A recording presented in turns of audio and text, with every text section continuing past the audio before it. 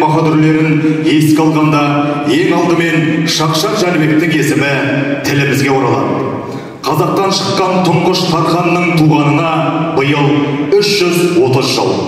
Ердің құнын екі ауыз сөзбен шешкен әрі би, әрі батыр тұлғаға арналған Тархан баба күйін қабыл алыңыздар. Авторы композитор Айтбай Мұздаханов. Жеке домбырада орындайтын республикалық байқаулардың лауреаты Данияр Рысбеков.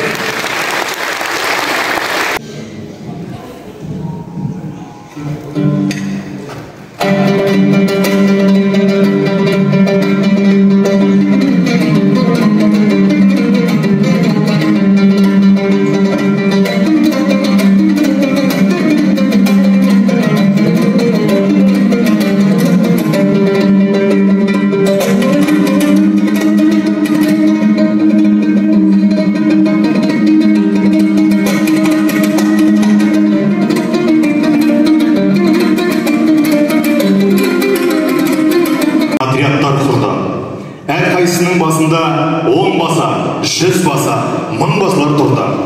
Мергендердің арнайы жасағы құрылып, 1000 басы мергендер жасағын әйгілі Кейкі Батыр басқарғаны белгілі. Шолпан Қорғанбектің сүйікті туындысы Кейкі Батыр.